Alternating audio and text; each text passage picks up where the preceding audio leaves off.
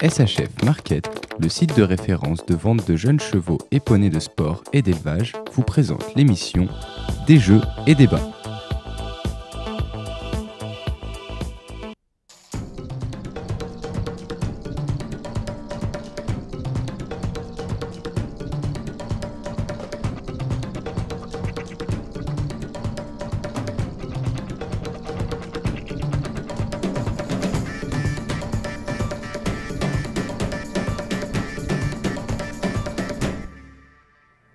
Bonsoir à tous, on l'attendait cette première médaille française et elle est là sur notre plateau de Des Jeux et Débats. Elles sont là même puisque c'est une médaille d'équipe, une médaille d'argent pour cette équipe de France d'endurance.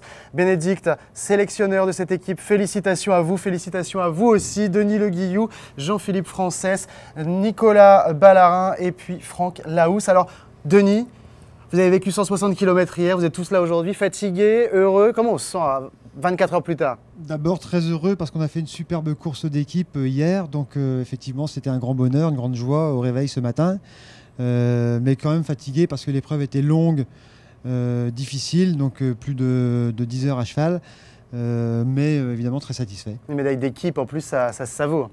Ça se savoure effectivement en équipe avec des amis, donc c'est une très très belle récompense. Bon, bien, merci beaucoup en tout cas d'être tous venus sur notre plateau ce soir. On va vous demander à Denis, à Nicolas et à Franck de rester pas très loin. On ne sait jamais, on va peut-être avoir besoin de vous. En tout cas, Jean-Philippe, on vous garde sur le plateau pendant toute l'émission. Bénédicte aussi, vous allez pouvoir rejoindre vos places. Merci beaucoup, encore bravo à tous. Bonsoir Angèle, puisqu'on va vivre cette médaille ensemble aussi ce soir. Bonsoir Mehdi. Oui, alors on garde donc avec nous le meilleur de cette équipe de France. C'est Jean-Philippe Frances, il termine 8e avec un cheval assez jeune en fait puisque Secret de mon cœur n'a que 8 ans.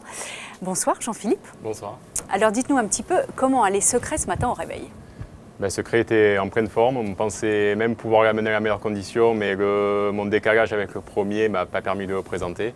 Mais il était vraiment en super forme et pour son âge, je suis vraiment très fier de lui. Ouais, c'est une belle réussite pour une première Ouais. grosse épreuve comme ça. Très fier aussi, on l'imagine. Bénédicte est mon bon sélectionneur de cette équipe de France d'endurance. Grand sourire évidemment. Vos boys ont parfaitement bien déroulé cette course. Une course d'équipe, une course qui a été difficile et tactique, encore une fois, comme sait le faire l'équipe de France. Oui, tout à fait. Ils ont vraiment très très bien monté. Et puis la plus grande fierté, hormis la médaille, c'est vraiment d'avoir réussi à faire courir les 5 chevaux jusqu'au bout de la course, de terminer à 4, puisqu'il y en a un qui malheureusement s'est fait éliminer à l'arrivée pour une petite boiterie. Mais on est le seul pays à avoir fait ça. Et ça, pour moi, c'est vraiment la plus grande fierté. Les chevaux sont tous bien et je suis ravie. Et pour nous parler de cette course en détail, maintenant nous accueillons celui qui l'a imaginé, créé. C'est le chef de piste Jean-Louis Leclerc. Bonsoir, Jean-Louis. Alors ça y est, c'est passé, c'est bel et bien fini. Vous respirez? Oui, je respire, oui. Non, mais... J'espère toujours, Jean-Louis, ça va. J'ai toujours respiré. Mais bon, c'est vrai, je suis content que ce soit fini, pas complètement satisfait, mais on peut en parler un peu plus. On va en parler un peu plus. On va en parler dans le détail. On va revenir évidemment sur cette course difficile, une course technique. On n'a pas vu énormément de chevaux arriver correctement sur cette course de Sarti, une course qui a été remportée en équipe par l'Espagne devant la France et la Suisse, et en individuel c'est le seul cavalier émirati qui restait à l'arrivée qui l'emporte, le cheikh Hamdan bin Mohamed Al Maktoum. Une 2e place pour les Pays-Bas, une 3e place pour le Qatar. Alors avant qu'on revienne quand même sur la course, moi j'ai quand même envie de vous demander comment on s'est senti dans le stade cet après-midi quand on vous a remis la médaille, parce que c'était à 15 h au milieu du Grand Prix freestyle de dressage. Il y avait 22 000 personnes qui étaient là. Qu'est-ce que ça fait? C'est une grosse émotion. C'est la première fois qu'on rentre dans un stade avec autant de personnes. Et rentrer avec toute l'équipe pour cette médaille, c'était vraiment un super sentiment. Nous, on avait un petit peu la chair de poule quand même en vous voyant monter sur ce podium. Bénédicte, comment vous vous sentiez? Qu'est-ce qu'on ressent? C'est très émouvant. J'ai été presque un petit peu la larme à l'œil. C'est vraiment une grosse émotion en effet. C'est très satisfaisant aussi. Mais vous n'avez pas pleuré? Non. Ah. Presque. Presque. Et Jean-Philippe, une petite larme ou pas de petite larme? Non, mais c'est vrai que ça ça fait quelque chose de fort. Et voilà, j'étais content avec les potes pour ce seul, ça va être quand même quelque chose de dur. Une médaille par équipe, en plus, ça savoure ce qu'on disait à plusieurs. C'est peut-être même encore plus beau finalement qu'une médaille individuelle. Ben, c'est quelque chose qui est différent. Il y a toute la journée, on s'informe de comment ça se passe, si ça va, des consignes qui peuvent changer au cours de la journée. Donc c'est vrai que on est impliqué vraiment toute la journée sur son cheval et aussi ceux des autres pour faire au mieux et arriver au bout avec une médaille. Bon, et en plus, vous avez réussi à arriver à temps dans le stade, ce qui n'était pas visiblement le cas des Espagnols. Il n'y avait qu'un seul cavalier espagnol sur la plus haute marche, ça c'est assez étrange. Bénédicte? Je crois que savoir qu'ils ont eu une panne et qu'ils ont laissé la voiture sur l'autoroute, ce qui explique l'impossibilité pour eux d'être à l'heure. Bon, en tout cas, vous étiez bien à l'heure et bien applaudi par votre public. Bon, ça y est, on va rentrer dans le vif du sujet, on peut parler de cette course. Je vous pose la question à tous les trois, est-ce qu'elle était dure, trop dure? Qui commence? Ne vous battez pas. Je vous donne la philosophie déjà. Allez, comment vous l'avez construite cette piste, Jean-Louis? D'abord, il y avait un impératif, c'était la Normandie. Le deuxième impératif, c'était la Manche. Et le troisième, c'était le Mont-Saint-Michel. Donc on n'avait pas le choix. Il fallait construire quelque chose qui n'avait jamais été fait auparavant dans cette région, dans une région où les risques de pluie sont forts. Et le terrain n'est pas forcément pierreux, c'est plutôt des champs.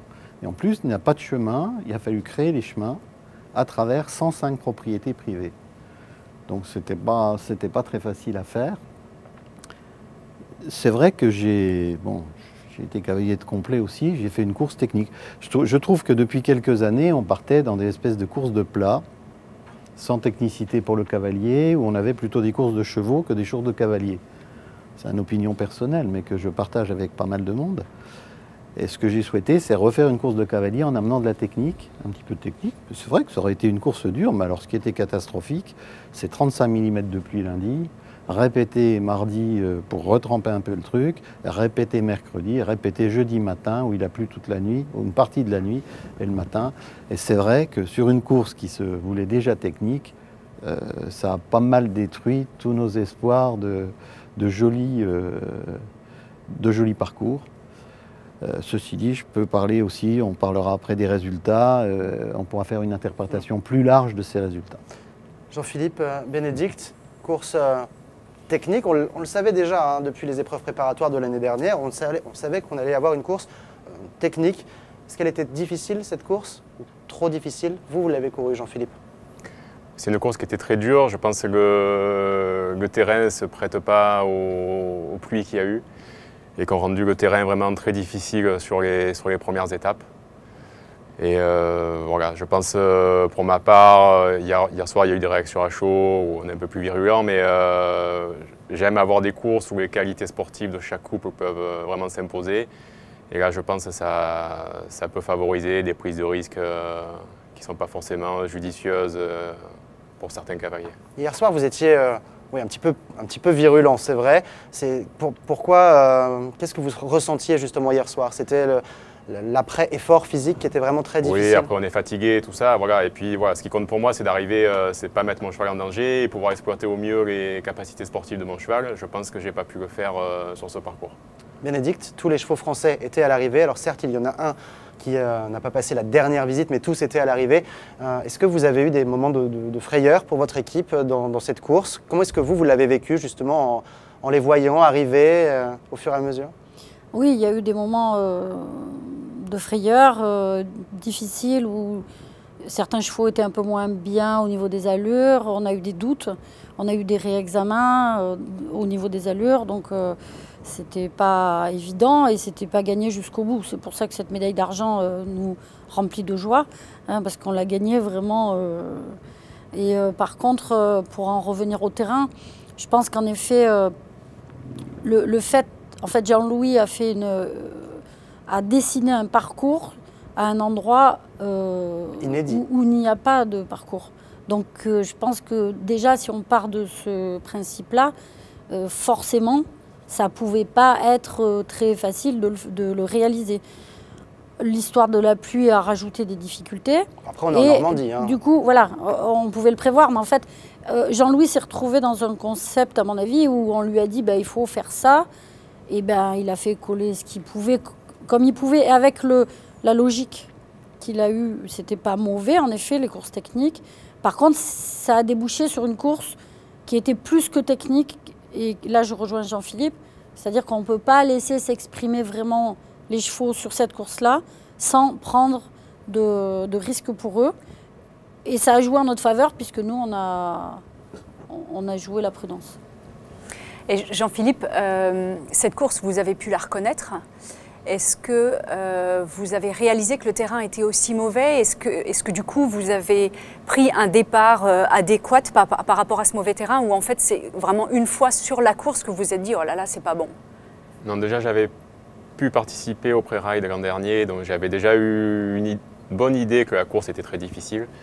Donc on avait quand même tous ensemble pris des dispositions de faire plutôt une course d'attente et de ne pas se lancer sur la première étape à corps perdu. On savait, même s'il n'y avait pas eu ces conditions climatiques, ça aurait été une course quand même qui restait difficile et surtout en 5 étapes, ce qui change le format des championnats habituels, d'attendre un peu les dernières étapes pour arriver avec des chevaux frais. Et pourquoi est-ce que dans l'ensemble, tout le monde est parti très très vite? Ça a frappé énormément de gens. Il semble que chacun soit parti... C'est ce qu'on retrouve souvent sur les championnats, c'est ce qui change des courses européennes ou voire dans le monde.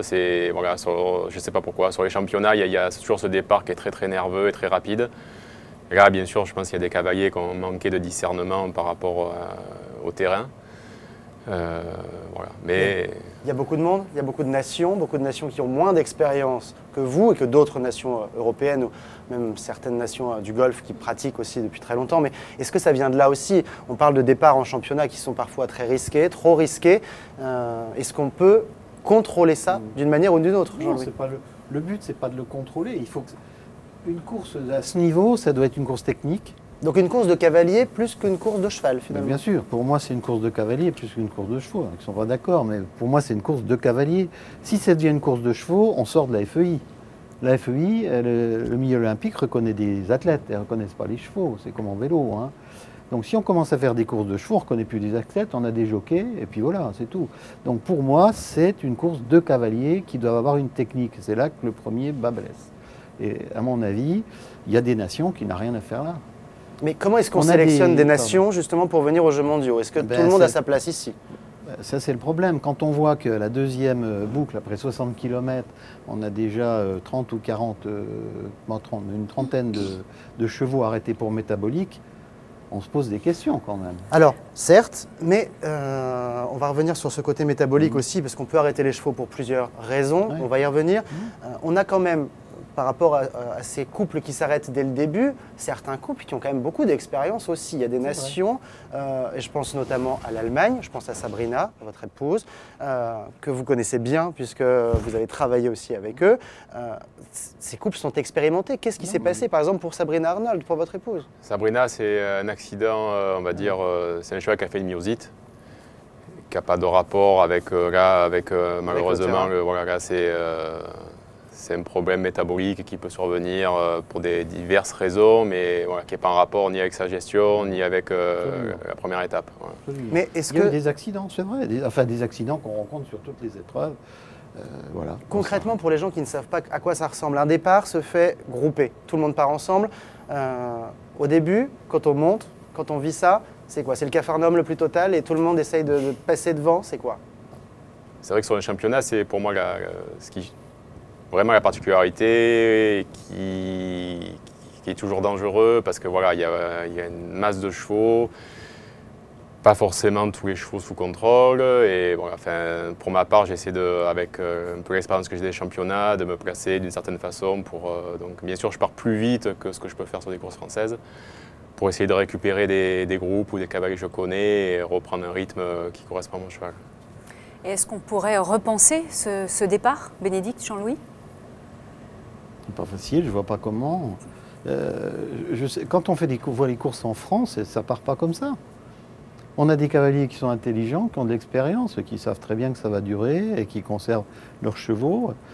C'est peut-être ça qui manque un peu dans ces départs internationaux. On a des pays plus ou moins exotiques ou qui viennent d'apparaître sur la scène de haut niveau et qui n'ont peut-être pas cette expérience et cette intelligence de course qu'on a en France et qui troublent le jeu.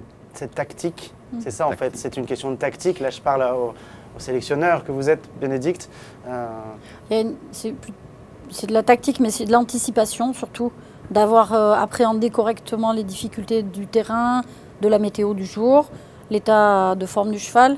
Et puis, pour en revenir au niveau de difficulté des départs, c'est vrai que si, par exemple, on avait pu bénéficier d'un hippodrome large et plat, c'est beaucoup plus facile à gérer, même quand il y a des chevaux qui ne sont pas sous contrôle et des gens qui n'ont pas forcément la capacité de prendre un départ correct. On peut s'éloigner d'eux, on n'est pas obligé de rester en tas.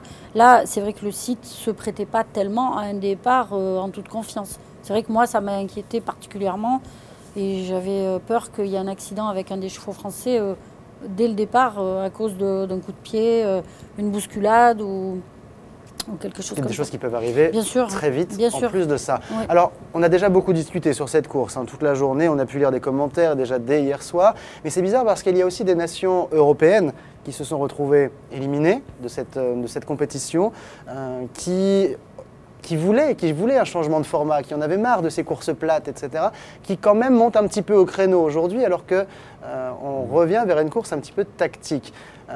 Est-ce qu'on tend maintenant vers ce genre de course ou est-ce que finalement c'était juste un coup d'épée dans l'eau et la France a bien fait de mettre ça en place aujourd'hui? Pour moi, à mon avis, il y a eu un drame. Le drame, c'est cette pluie qui est tombée sur un terrain qu'il ne supportait pas. Ça sèche très vite, on aurait eu 24 heures de plus, c'était bon. Et ça a été le drame. Ceci dit, personnellement, je pense, ça fait 22 ans que je suis ça, j'ai dû faire 10 ou 11 championnats du monde, autant de championnats d'Europe. Je crois qu'on était en train de glisser vers des courses de chevaux et vers des courses de plats. Là, en ce moment-là, il n'y a plus qu'à faire de l'hippodrome. C'est une autre formule qu'on peut admettre de temps en temps, mais qui ne met pas, à mon avis, assez des qualités de cavaliers. On a des cavaliers comme Jean-Philippe qui sont des grands techniciens, nos cavaliers là, de l'équipe de France qui sont des grands techniciens. Qui l'ont toujours été, en tout cas en championnat. Qui l'ont toujours été, qui ont montré, et qui peut-être n'ont pas des... à qui on ne donne pas les moyens de mettre en valeur cette technique, parce que les gens qui n'ont pas de technique sur du terrain plat, ils arrivent aussi à faire leur truc, quoi. Et c'est ce que j'ai essayé de faire. Je voulais mettre en valeur les techniciens, les cavaliers de haut niveau, les entraîneurs qui ont quand même une certaine sacrée technique, parce qu'elle a un sacré passé, notre entraîneuse. Oh. Je ne sais pas si c'est très flatteur. Beaucoup d'expérience. Au meilleur sens du terme.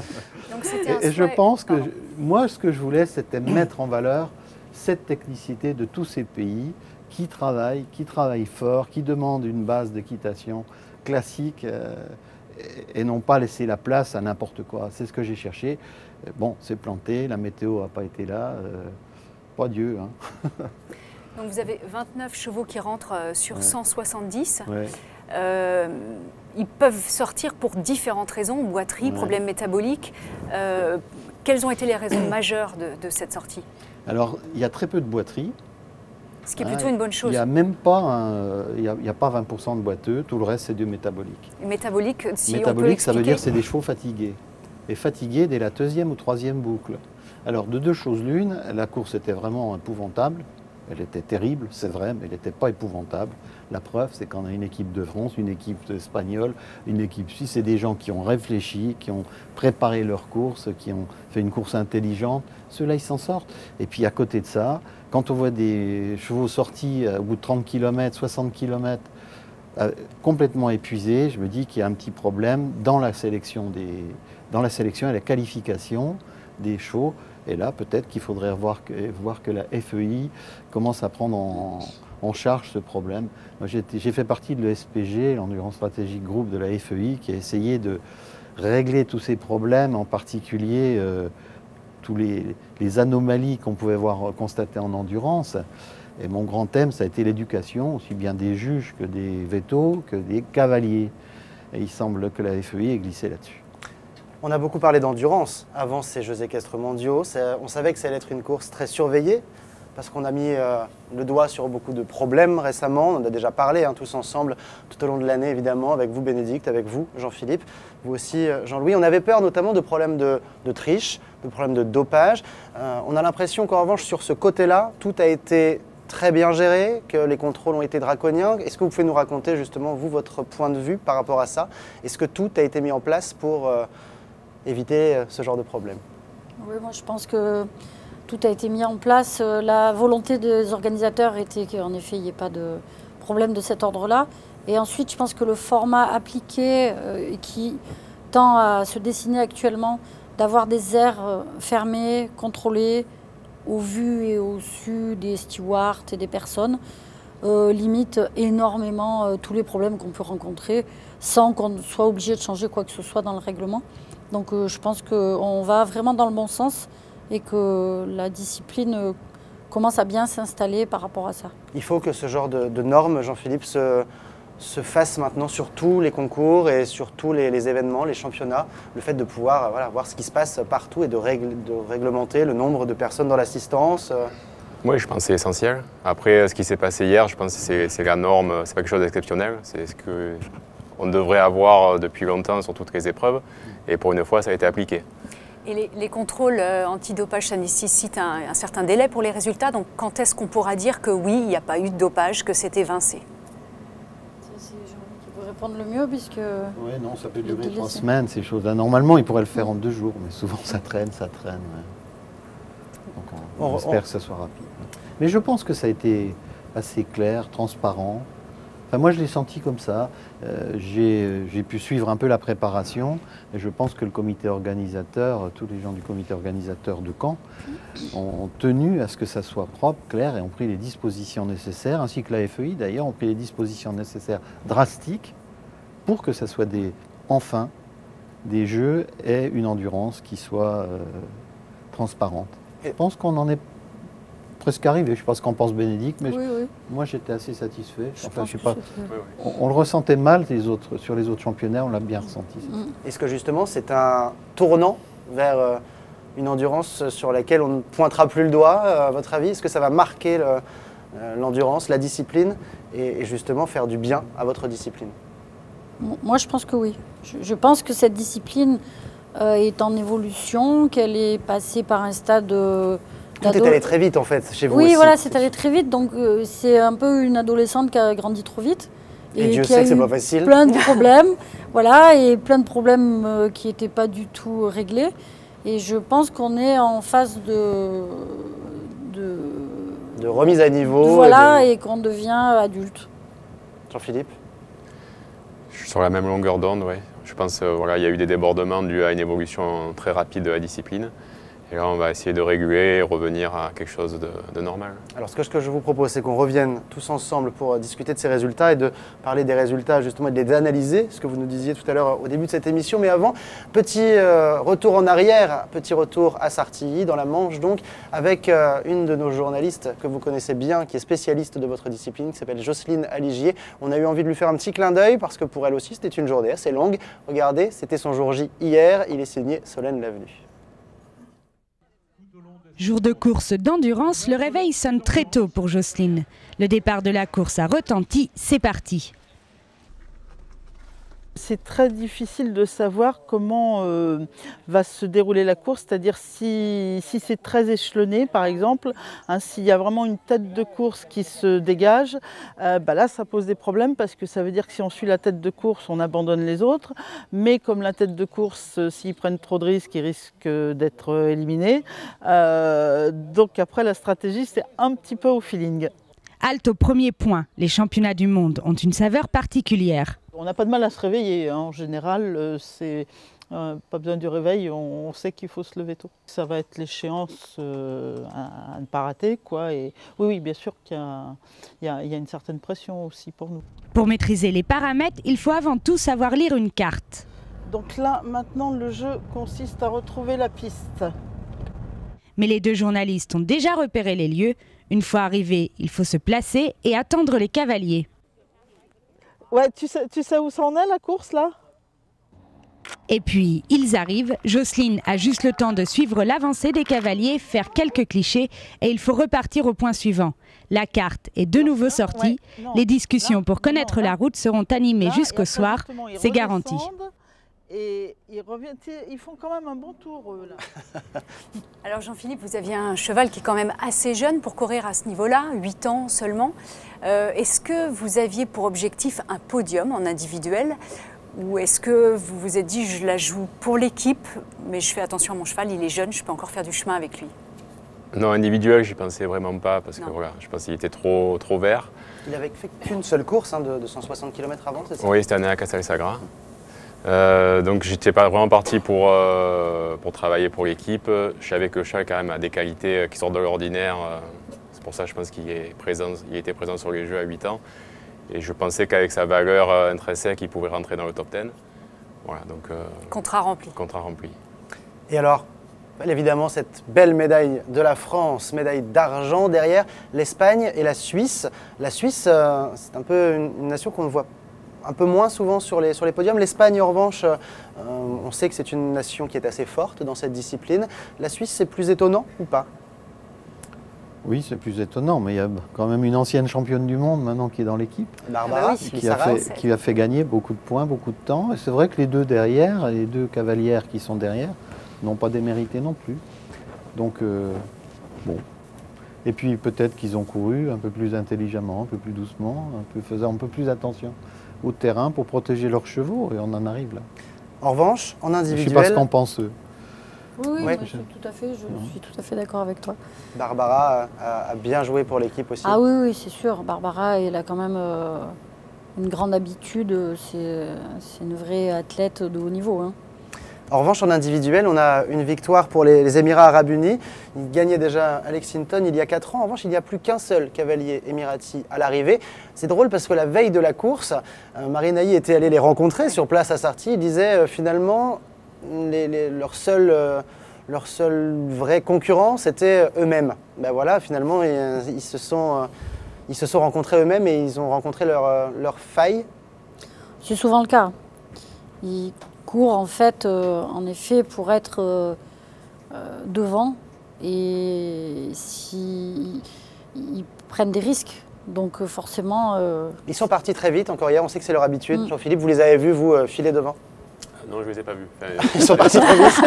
Ils sont partis trop vite. Déjà dans un deuxième rideau, non, je ne les ai pas vus. Oui, c'est leur habitude d'essayer de contrôler la course dès le début, d'avoir une certaine avance pour retrouver un mode de travail qu'ils peuvent avoir chez eux en étant uniquement avec leur équipe. Ils ont essayé de remettre ça en place, sauf que voilà, je pense que le terrain ne permettait pas de naviguer à sa vitesse et voilà, il y a eu un peu de casse chez eux. Après, le vainqueur monte une jument qui survole les débats depuis plusieurs saisons, en tout cas en Europe. Est-ce qu'il monte, il était 3e à Lexington, ce cavalier. Est-ce qu'il y a quand même des progrès dans leur équitation ou c'est vraiment là la jument qui est un ovni? Bénédicte? Je pense honnêtement que là, j'ai été surprise par les images que j'ai vues, parce que pareil que Jean-Philippe, je ne les ai pas vues sur la piste. Mais j'ai vu les images et j'ai trouvé qu'il était assez en phase avec son cheval sur les parties que j'ai vues. Mieux que ce que j'ai vu jusqu'à présent sur les cavaliers des Émirats. Je l'ai vu sur la piste. Voilà. Par contre, je pense aussi que la jument est un ovni, ça c'est clair. Oui. Ça fait aussi beaucoup. Et la jument a un équilibre fou. C'est vraiment... je l'ai vu sauter les fossés sur les herbus, mais le cavalier n'a rien fait. Il y avait des possibilités de contourner ces petits fossés d'eau. Lui, il est passé tout droit, il a sauté. Et le cavalier, bien en équilibre, il n'y a pas eu de problème. Donc j'étais un peu surpris quand même. Allez, on change de discipline un tout petit instant maintenant, puisqu'on va revenir sur le paradressage qui s'est terminé aujourd'hui. On avait une seule cavalière française qualifiée pour les finales, pour les reprises libres. Elle s'appelle Anne-Frédérique Royon. Elle était avec nous hier soir et c'était un peu un moment de grâce pour elle. Aujourd'hui, on l'écoute à la fin de sa reprise, évidemment, ravie. Je suis très très contente parce que j'ai vraiment réussi aujourd'hui à me faire plaisir. En plus, il fait beau.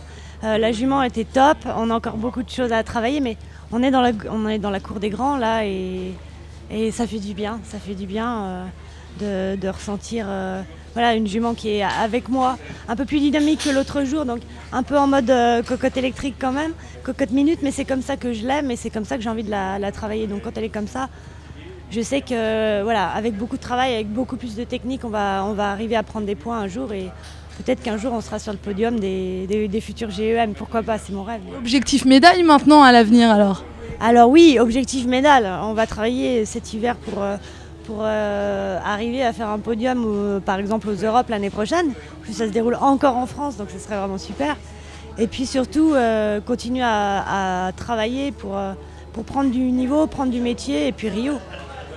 L'objectif final c'est quand même Rio, faut pas se le cacher, c'est les Jeux paralympiques. C'est mes premiers championnats du monde cette année, j'espère bien faire mes premiers Jeux paralympiques à Rio en 2016.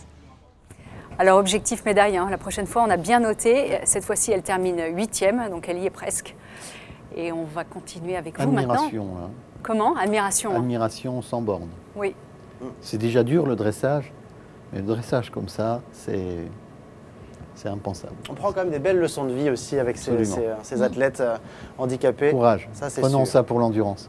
Allez, un petit bilan quand même donc, de cette course et de cette belle médaille. On est tous d'accord, c'est le cavalier qui prime en endurance et ça ne suffit pas de laisser partir son cheval au galop, il faut savoir ménager sa monture et bien le faire. Je pense que oui, le cavalier a un rôle primordial dans la gestion de la course. C'est la morale de l'histoire, Bénédicte? Absolument, et particulièrement sur ce genre de course. Bon, c'est ce que vous allez continuer donc d'inculquer à vos cavaliers, à vos troupes? Ah oui, oui, c'est sûr. Et Jean-Louis, on espère que cette endurance restera belle et propre. Voilà, non, ce que j'espère, c'est que ce soit une discipline belle et propre. On se bat pour ça depuis des années. Je pense qu'on commence à tourner la page. Et quant au reste, j'espère qu'on a pris un virage et que ce glissement vers la course de chevaux va repartir vers une course de cavaliers, même si le temps a gâché un petit peu les affaires et peut-être a mis une petite phase aléatoire, mais pas complètement. Ils sont là pour montrer que l'aléatoire n'était pas vraiment au rendez-vous à chaque fois. Et j'espère vraiment, véritablement, qu'on a tourné une page et qu'on va repartir, non plus dans les courses de désert, mais vers des courses de techniciens. Eh bien voilà, c'est tout ce qu'on espère et on suivra évidemment l'avenir de cette discipline. Mais avant les prochains Jeux équestres mondiaux, puisqu'on ne va pas attendre 4 ans pour reparler d'endurance.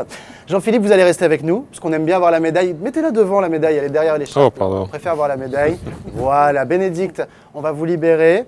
Jean-Philippe, on vous le renvoie très vite, c'est promis, parce qu'on sait que vous avez beaucoup de sollicitations ce soir. Jean-Louis, merci beaucoup d'avoir passé un petit moment avec nous. Et nous, on va repartir avec un autre jour J. Comme ça, nos autres invités auront le temps de venir s'installer sur le plateau. Le jour J d'Anne Prin, présidente du jury du paradressage. C'était sa dernière journée. Marinaï l'a suivie jusque dans sa chambre d'hôtel avant le petit-déj. Regardez. 7 h du matin, l'heure de l'inventaire pour Anne Prin. Notamment, ne pas oublier, voilà, le chronomètre. Et puis le stylo, ça c'est important aussi. Principal outil de travail. Sans stylo, pas de juge. Voilà. Et la guitare? Alors la guitare, elle est là, effectivement. Alors la pauvre guitare, ça fait 3 semaines que j'ai pas eu l'occasion de jouer parce que j'étais en vacances. Et je l'ai amenée pour me remettre à jouer et elle est toujours là. Et je n'y ai toujours pas touché. Voilà, j'ai rien oublié. Le parapluie, j'allais oublier le parapluie. Très important en Normandie. Au petit déjeuner, elle retrouve ses collègues juges de paradressage. Aucun d'entre eux n'est juge à plein temps. Anne Prin, par exemple, travaille à la Banque de France. Alors les conversations se veulent variées. C'est plutôt l'occasion de faire un break, mais on est tellement dépassionnés que souvent on revient sur le sujet. Les juges embarquent pour l'hippodrome de Caen où se déroulent les épreuves de paradressage. Aujourd'hui, ils notent les dernières reprises libres en musique. Ça me plaît beaucoup parce qu'il y a de la musique.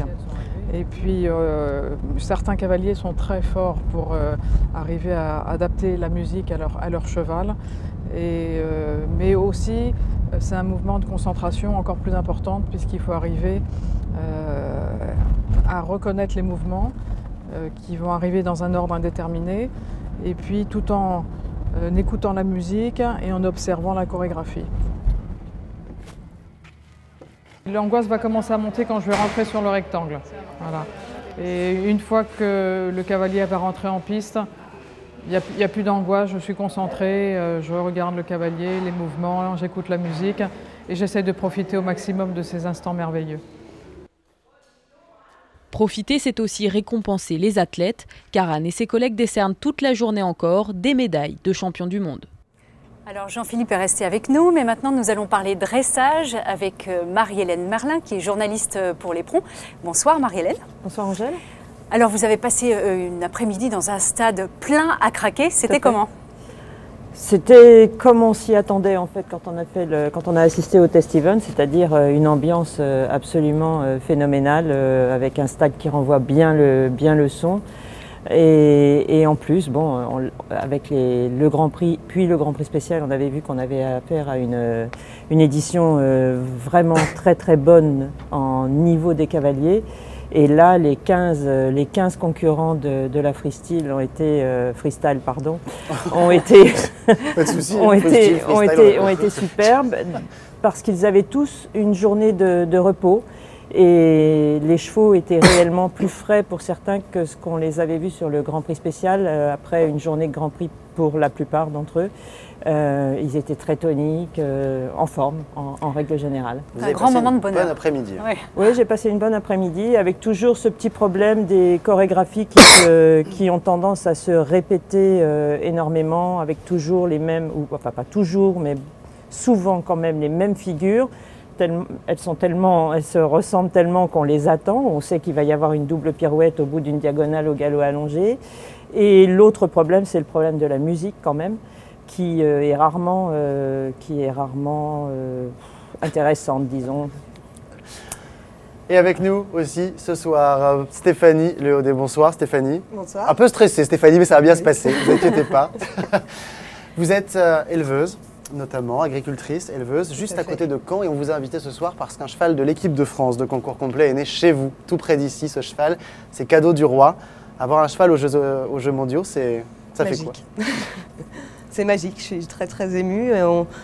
C'est un rêve, je pense, tout simplement. Et en plus, pour l'instant, ça se passe bien pour l'équipe de France de complet, 4e par équipe. Cédric, il est très bien placé parce qu'il est 22e pour l'instant. On y reviendra, bien entendu. Jean-Philippe, on parlait de l'ambiance dans ce stade tout à l'heure pour vos médailles, pour le freestyle. Est-ce que vous avez pu voir, puisque vous êtes passé pour la cérémonie des médailles entre deux groupes de chevaux de dressage, est-ce que vous avez pu regarder un petit peu de dressage ou bien dans les coulisses? On a eu quelques minutes avant l'entrée sur le stade, on a pu voir quelques reprises. Et en conférence de presse, j'ai eu la chance de voir la reprise du Jardin à la télévision. Bon, vous avez vu le meilleur. Donc j'ai vu le meilleur, je pense. Alors Marie-Hélène, est-ce que Vallegro était le meilleur aujourd'hui? En tout cas, Charlotte Dujardin est championne du monde du freestyle. Elle était déjà championne du monde du spécial. Elle a tout gagné. Championne olympique, championne d'Europe, championne du monde. Oui, c'est pas à moi de dire si elle était la meilleure ou pas. Les juges l'ont dit de toute façon, et c'est vrai que la reprise était absolument magnifique. Il n'y a pas eu de faute. Tout au moins, j'en ai pas vu, mais je pense qu'il n'y en avait pas.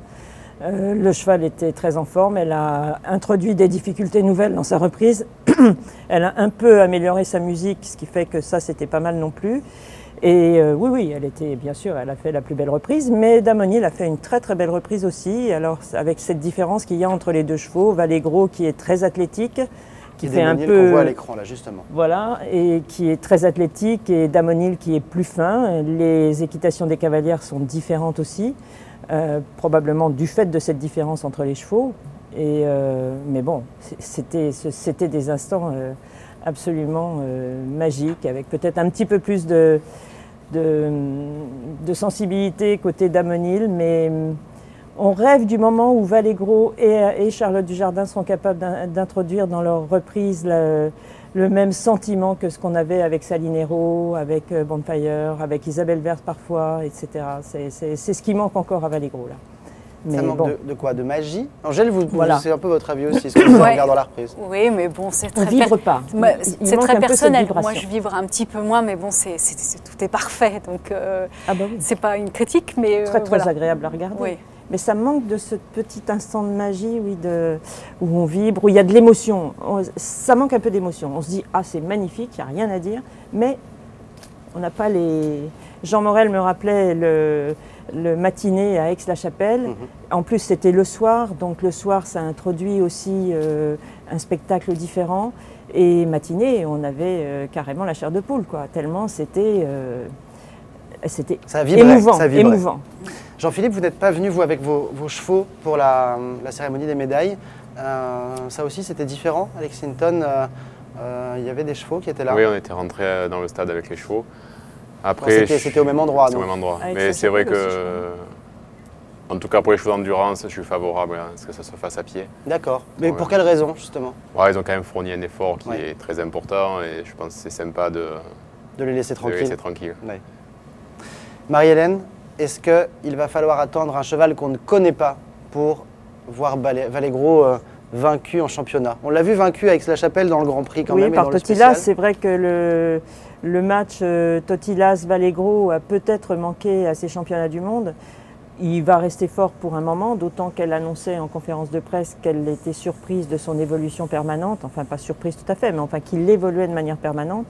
Il peut certainement encore améliorer certaines choses, notamment ce qu'on vient de dire au niveau de l'émotion, même dans le Grand Prix spécial. C'est super technique, mais il ne se passe pas grand-chose, au niveau émotion évidemment.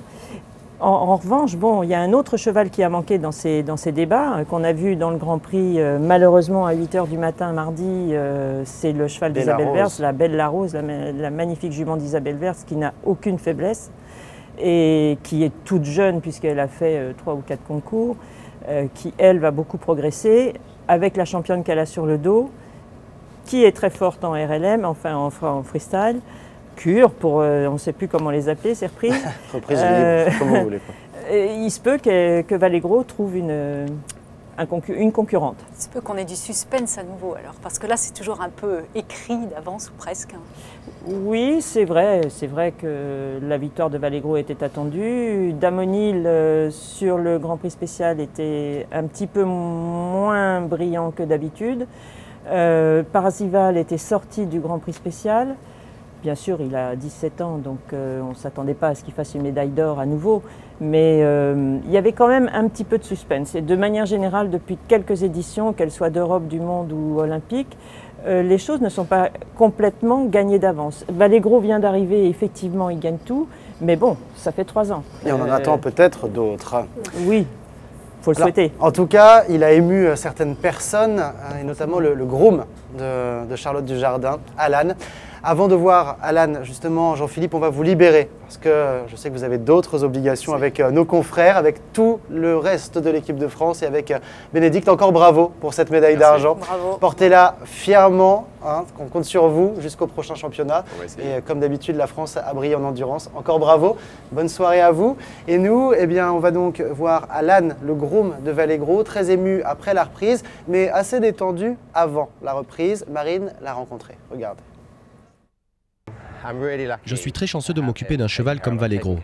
Ça fait maintenant 4 ans que je l'accompagne partout dans le monde, sur les plus gros événements. Il a un super tempérament, il est facile, il veut faire plaisir à tout le monde, il ne stresse jamais.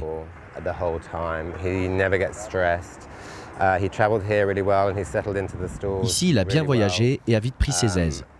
Il faut juste s'assurer qu'il a un seau d'eau car il adore tremper sa paille dedans. Mettre tout en pagaille, c'est son jeu favori. Tant qu'il a un seau et de la paille, il est heureux partout. Ce sont mes 3e Jeux mondiaux. La première, c'était en 1990 à Stockholm avec des chevaux de saut d'obstacle australiens. Ces jeux sont super, les installations sont super.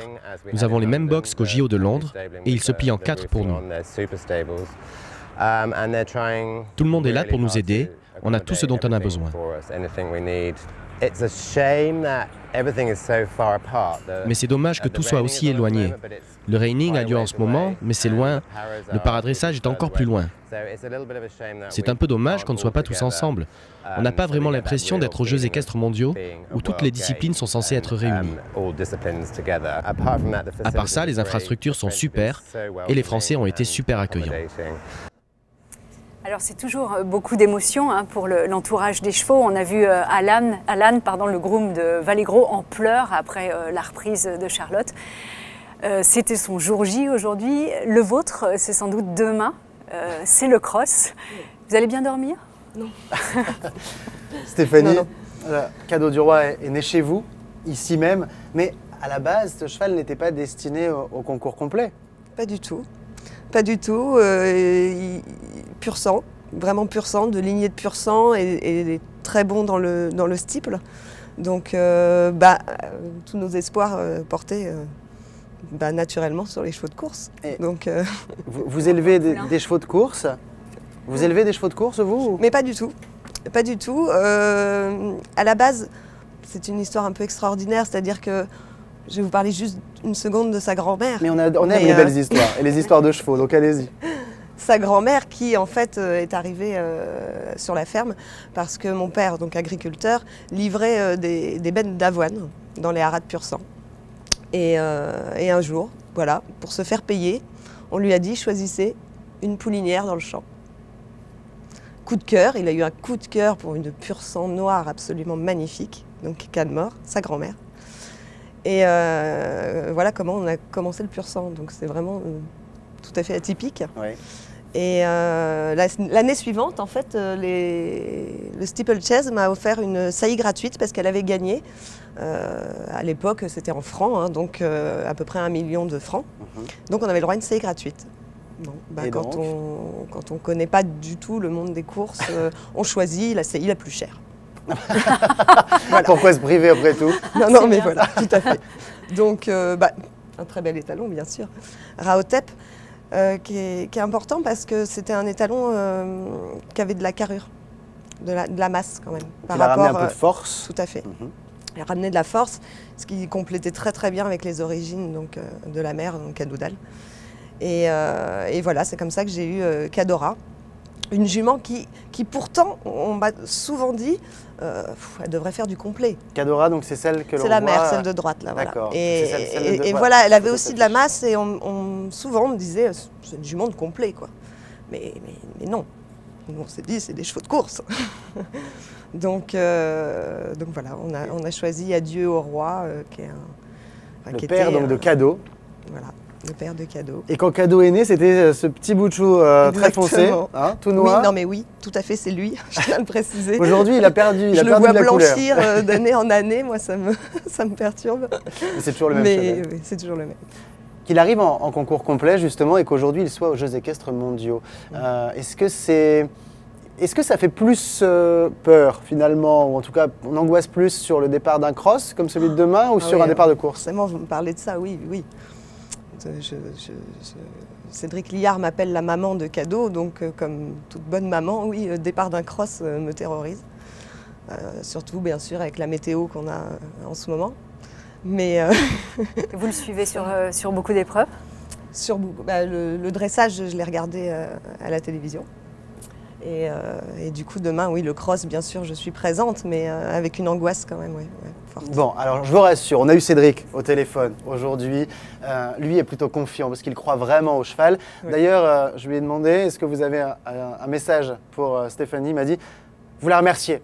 Voilà, vous la remerciez. Donc je pense que vous la remerciez d'avoir fait naître Cadeau. Je pense que c'est un beau cadeau aussi pour Cédric. Je vous propose qu'on l'écoute justement parce qu'on lui a demandé son avis sur le cross. Ça va peut-être vous détendre un petit peu. On écoute tout de suite Cédric Liard.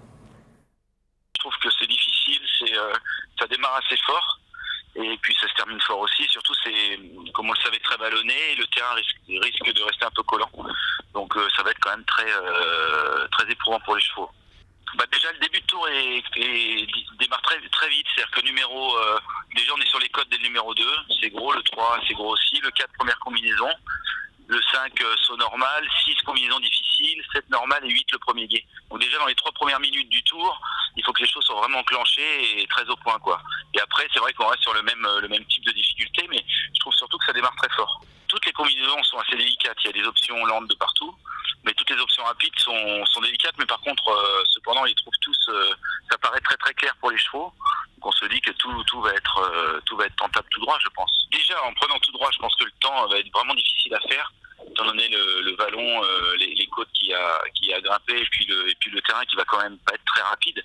Il risque d'être beaucoup mieux parce qu'il sèche très vite, mais il va être quand même un petit peu collant, donc forcément pas très rapide. Donc effectivement avec une option ou deux, ça va être difficile de se rapprocher du maxi, ça c'est évident.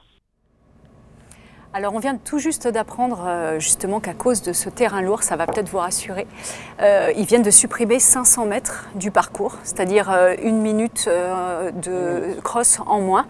Alors ça fait un petit peu polémique, les Français ne sont pas contents, les Néo-Zélandais non plus, les Anglais non plus, les Allemands, eux, ça leur plaît bien.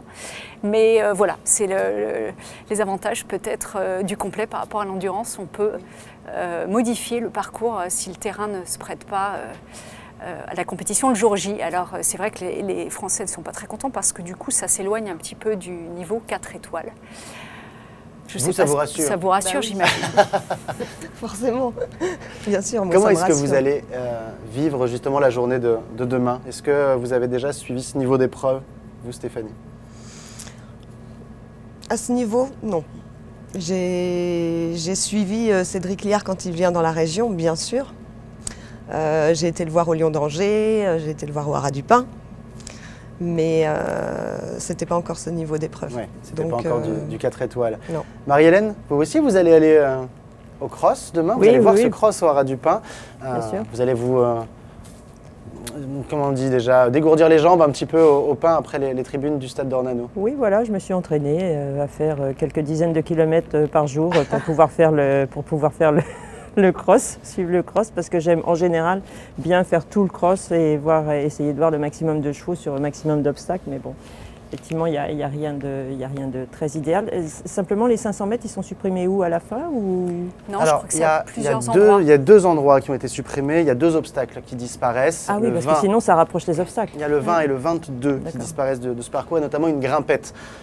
Parce qu'avant le hibou du Haras du Lion d'Angers, justement, parce que c'était un petit peu trop difficile pour les chevaux. Et c'est justement cette grimpette qui pose problème, puisque ça fait plaisir aux Allemands, mais pas aux autres. Parce que les autres, eux, se disent, nous, on a préparé nos chevaux pour un 4 étoiles, et là, on va se retrouver presque sur une distance de 3 étoiles. Donc c'est ce qui pose un peu le problème. En tout cas, les Français sont très bien classés après le dressage, mieux d'ailleurs que ce qu'ils espéraient, puisqu'ils sont 4e à l'issue du dressage. Et pourtant, on le sait, on n'a pas envoyé nos meilleurs dresseurs. Je vous propose qu'on écoute tout de suite Michel Asseret, le DTN chargé du complet, et puis on se retrouve juste après, bien sûr. On est satisfait. On avait eu un départ un peu difficile avec Pascal hier, qu'on attendait un peu mieux. Les notes n'ont pas si monté qu'on pouvait l'imaginer. Ça, c'est la bonne nouvelle, parce que parfois sur des compétitions, on a des chevaux qui dressent à 78-80%. Au moment où je vous parle, il n'y en a pas. Donc je pense qu'on est assez groupé. Le bon tir groupé du numéro 2, 3 et 4 avec Jean qui vient de sortir avec ses 47 points, ça c'est une bonne nouvelle. Je pense que c'est de bon augure. J'avais misé une 6e place à l'issue du dressage. Je ne connais pas encore notre classement parce qu'il reste encore plein de chevaux d'équipe à passer, mais peut-être qu'on peut espérer la 5e. Donc ça serait bien. Les 2 individuels, bon, hier soir on connaissait le drame qui avait frappé Rodolphe, donc il n'était sûrement pas dans des conditions optimales pour monter. La jument est vraiment difficile, un peu trop coquine à mon goût. Et bon, c'est le jour où elle aurait dû donner un peu d'elle-même, elle avait décidé que non et ça est devenu très compliqué, donc c'est difficile pour Rodolphe. Pour Denis, le cheval a énormément évolué, il a fait des mouvements absolument magnifiques, avec une très belle locomotion dans les 3 allures, mais 2-3 grosses fautes majeures qui l'ont fait descendre un peu, mais sincèrement, on a apprécié ce qu'a présenté Denis et c'est peut-être de bon augure pour l'avenir. On a un bon groupe, on l'a dit, on a un groupe qui vit bien ensemble, il y a une grosse solidarité et demain, on ne va pas faire petit bras sur le cross et on va essayer, ce qu'on ne veut pas c'est regretter, on va essayer d'aller chercher une médaille, oui. Et oui, et on l'espère cette médaille aussi en concours complet, bien entendu, après celle de l'endurance qu'on a vécue ensemble tout à l'heure. Un point sur les classements individuels, juste pour vous dire que Maxime Livio, le petit jeune de cette équipe de France, le petit jeune qui monte, eh bien c'est le meilleur français. Il est 13e, Cédric Liard et Jean Teler sont ex-aequo à la 22e place, on l'a dit, ils ne sont pas très loin de la tête, donc tout est encore possible.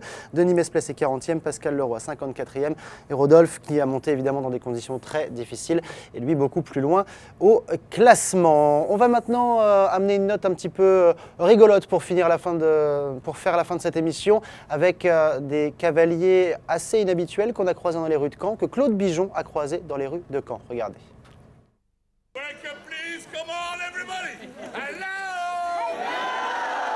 Ces 3 cavaliers-là, vous ne les verrez pas dans le stade. En revanche, ils ont conquis le public qui, pour assister à leur reprise, n'avait pas besoin de billets. Ils espèrent représenter leur nation aux Jeux Olympiques de Rio en 2016.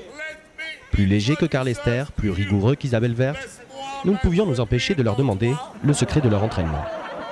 C'est très difficile et très long, tu sais, c'est parce que les chevaux, ils boivent trop de whisky tout le matin et après ils courent n'importe comment. Hey! Hey! Hey! Et comme toutes les stars de l'équitation, leur emploi du temps ne les laisse pas vraiment souffler. On est parti de Paris hier matin vers 6 h et tu vois, on vient d'arriver il y a quelques minutes. Ok, maintenant il faut repartir comme des couillons, all right? Ça c'est dur. Oui, tu veux dire quelque chose? Exactement. Tu es là, ma fiancée. Oh, c'est merveilleux ça, je suis content.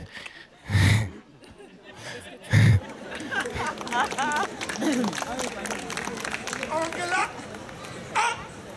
1, 2, 3. Des figures qui révolutionnent le dressage comme la toupie batave et la musique de leur livre qui ravit tellement le public que petits et grands chantent à tue-tête dans les gradins et réservent à ces champions le triomphe qu'ils méritent. Hélène, la toupie batave, c'est pas la pirouette de Vallegro. Non, mais c'est exactement ce qu'il faudrait introduire dans les livres. C'est un peu d'humour, effectivement, pour que le public se sente un petit peu plus concerné. Pendant un moment, il y en avait de l'humour dans certaines musiques et là, ça a un petit peu manqué. Je reviens sur Vallegro, effectivement, qui fait des plus jolies pirouettes, peut-être, mais qui est en revanche un cheval très attachant, parce que j'ai dit tout à l'heure que ça manquait d'émotion, leur cure, mais c'est un cheval qui est très attachant et qui est absolument fantastique, puisqu'une cavalière amateur, moi ça me scie à chaque fois que je l'entends dire, une cavalière amateur va le promener dans le village régulièrement. Une cavalière de plus de 70 ans. Je ne voulais pas dire son âge pour ne pas être éventuellement déplaisante, mais c'est pas la même chose qu'une jeune fille de 14 ans. Et il a une tête de poney, enfin il est très attachant ce cheval, mais voilà, il faudrait juste un petit peu plus d'émotion dans ses reprises. Bon, voilà, c'est encore une belle histoire que celle de oui, Vallegro, comme superbe histoire, oui, comme celle de Cadeau, évidemment. Ça vous a détendu un peu? Oui. Bon. En tout cas, vous serez demain évidemment sur ce cross. On pensera bien à vous. Si vous avez envie de revenir nous donner vos impressions, n'hésitez pas. Ce sera avec plaisir. En tout cas, faites une grosse caresse à Cadeau, une grosse bise à Cédric. Les Français sont 4e à l'issue du dressage sur ce concours complet ici aux Jeux mondiaux. On attend, on l'espère, une 2e médaille pour l'équipe de France avec cette équipe de complet. Mais bon, la médaille, il faudra attendre dimanche. En revanche, il y aura d'autres médailles distribuées demain, Angèle. Oui, et pour une folle ambiance, eh bien, il faut absolument aller au Parc des Expositions demain soir à 20 h. C'est le reining, les meilleurs d'entre eux. Et alors là, c'est juste de la folie, donc à ne pas manquer. Et puis le cross, bien sûr, dès demain matin, 10 h, top départ au Haras du Pin. Un petit peu de selfie, ça vous intéresse ? Ah oui. Ah, allez, on regarde les selfies du jour, c'est le selfie party. On envoie les selfies et les photos que vous nous avez envoyées ou qu'on a faites avec notamment l'équipe de paradressage, Victoria Saint-Cannes, Frédéric Royon qui était avec nous hier et qui ont joué le jeu, Gauthier Baudouin qui cette fois-ci est au concours complet. Salut Gauthier, merci de nous envoyer des selfies tous les jours, ça nous fait plaisir. Vous aussi, n'hésitez pas d'ailleurs à nous les envoyer.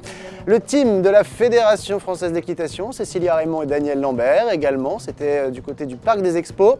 Ah, ça c'est moi, avec Anne-Frédéric Royon, cavalière qui a participé à la finale de la reprise libre en paradressage. Aujourd'hui, Thibaut Stocklin était lui aussi de la partie et nous a fait des beaux selfies, ça nous fait plaisir. N'hésitez pas, si vous aussi vous êtes en Normandie, envoyez-nous vos selfies à desjeuxetdébats@gmail.com. Vous pouvez aussi nous contacter via Facebook si vous préférez. En tout cas, n'hésitez pas à nous envoyer ces selfies. Un petit mot quand même du tableau des médailles, puisqu'on est en championnat, ce sont les Jeux équestres mondiaux et pour l'instant, la Grande-Bretagne domine largement avec encore une médaille d'or d'ailleurs aujourd'hui en paradressage avec Lee Pearson. Vous voyez que l'Allemagne et les Pays-Bas sont très bien également. Et la France est pour l'instant 7e, mais ça va venir. On va débloquer les compteurs. Stéphanie, elle dit oui, Cadeau, il va avoir une belle médaille dimanche soir dans le stade d'Ornano. C'est tout ce qu'on souhaite. Stéphanie, merci beaucoup. Merci. Merci à vous. Bonne journée demain sur le cross. Ne stressez pas trop, ça va bien se passer. Marie-Hélène, merci beaucoup. Bonne journée sur le cross à vous aussi. Et à vous aussi. Merci beaucoup. Alors nous, malheureusement, on ne va pas avoir le temps d'aller sur le cross pour être ici à 19 h, Angèle. Et non, malheureusement, c'est un grand regret, mais c'est comme ça. On se retrouve ici pour être avec vous, bien entendu. Bonne soirée, Angèle. Bonsoir, Mehdi. Et à demain, 19 h sur le plateau de Des Jeux et Débats. C'est jusqu'à 20 h. Ciao, à demain. Bye bye.